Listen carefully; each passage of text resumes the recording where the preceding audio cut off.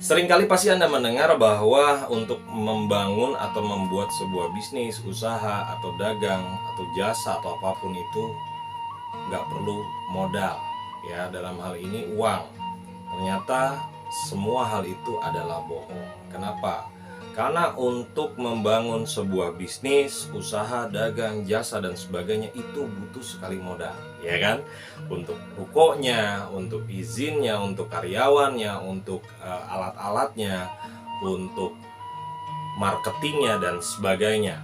Lalu bagaimana kalau misalnya benar-benar Anda ingin berbisnis nih, pengen usaha, pengen dagang, pengen punya jasa, tetapi uang Anda tidak ada, uang Anda terbatas, atau Anda punya uang tapi budgetnya belum ada untuk ke situ. Lalu bagaimana caranya?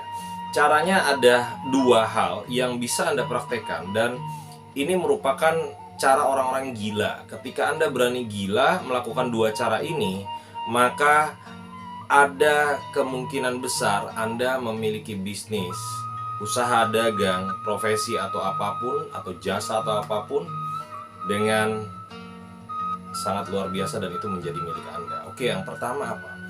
Yang pertama, Anda menjadi maklar modal. Ya. Apa itu maklar modal? Sebelum masuk ke maklar modal, Anda harus ingat bahwa modal yang berupa uang merupakan efek samping. Artinya apa? Kalau efek samping berarti Anda harus melakukan segala sesuatu dulu agar menghasilkan uang. Betul. Nah, ternyata bisnis, usaha, dagang, jasa, profesi atau apapun butuh modal berupa uang, betul. Tetapi ada modal-modal lainnya yang disebut namanya maklar modal.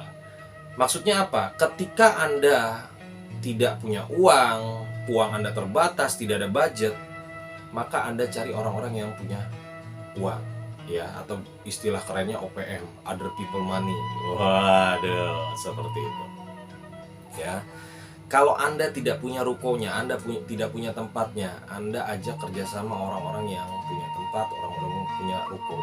Kalau misalnya Anda tidak punya barang atau punya jasa, ajak kerjasama atau lakukan tempo dan sebagainya. Lalu Anda satukan. Kalau dalam bahasa manajemen ini adalah bonding resources. Bonding resources itu adalah mengikat sebenarnya modal-modal yang tidak Anda miliki menjadi satu kesatuan, lalu diatur oleh Anda. Ya, seperti maklar menghubungkan satu dan sebagainya. Nah, yang menjadi masalah adalah ketika bilang, kalau itu enak, kalau misalnya saya punya relasi ke situ, ya, punya relasi yang punya uang, punya relasi orang kaya yang punya banyak ruko, tempat yang nggak kepake, punya relasi supplier dan sebagainya. Lalu apa yang harus saya lakukan? Sebenarnya kalau orang-orang berkata seperti itu berarti kemauan Anda belum cukup keras. Kenapa? Kalaupun Anda nggak punya koneksi yang seperti itu, berarti Anda malas untuk ngobrol. Ya, makanya selalu saya bilang, ngobrol, omong kosong jadi isi, isi jadi rejeki. Coba Anda ngobrol, cari orang-orang yang seperti itu dan diikat. Ya, diikat, kerjasama dan sebagainya, boleh dengan surat perjanjian dan sebagainya, sehingga Anda bisa membentuk suatu bisnis, usaha, dagang, jasa, profesi atau apapun. Ya, itu cara yang pertama. Anda harus cukup gila untuk melakukan ini. Nah, cara yang kedua adalah namanya vital resources. Vital resources itu adalah modal inti. Begini. Jadi teman-teman saya banyak yang ingin memiliki sebuah bisnis, tetapi dia tidak punya pengetahuan bisnis di situ. Dia tidak punya modalnya dan sebagainya. Tapi dia memiliki kenalan-kenalan, atau dia bisalah ngobrol dengan orang-orang A1, orang-orang yang powerful. Maksudnya apa? Ketika ada orang yang memiliki bisnis, yang memiliki usaha, dagang, profesi, jasa atau apapun yang mati suri tahu ya? Jadi ada tetapi tidak terkelola dengan baik. Anda tawarkan diri untuk mengelola di situ, untuk menjadi sentral di situ, untuk menjadi motor di situ. Ya kan? Kalau manusia itu ibarat kata jantung sebagai hidupnya, tetapi ada otak sebagai yang ngatur semua dan sebagainya. Nah, Anda menjadi jantung, Anda menjadi otaknya di situ, sehingga bisnis, usaha, dagang, profesi, dan jasa itu menjadi jalan kembali dan menjadi kuat kembali, bahkan bisa berkembang luar biasa.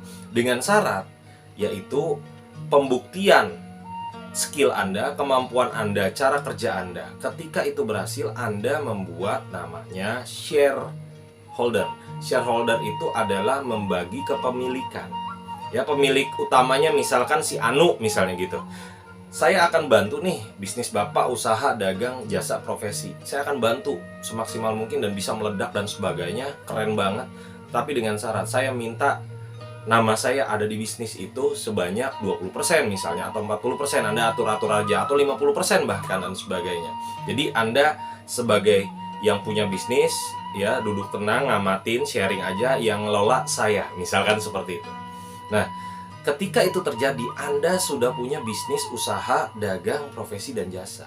Makanya dua cara ini sebenarnya adalah cara-cara yang jarang sekali diungkapkan oleh orang-orang pebisnis, ya, khususnya orang-orang yang telah melakukan, karena cara ini termasuk gila. Ya, banyak orang yang bilang, nggak masuk akal. Bukan nggak masuk akal, bos. Akal mereka belum masuk. Tetapi kalau Anda benar-benar pengen punya bisnis, usaha, dagang, profesi, atau jasa, dan pengen gila sekalian, Anda lakukan dua cara ini dengan cara yang baik, yang benar, yang positif, yang halal adanya, sehingga Anda bisa memiliki semua itu. Oke? Komen, like, share. Semoga Anda benar-benar mendapatkan inspirasi dari video ini, dan pastikan Anda juga tonton video-video yang lainnya. Saya sumpahin Anda diberikan kelancaran, kemudahan, keberlimpahan, keberuntungan, panjang usia, dan sehat selalu. Oke? Salam gila dari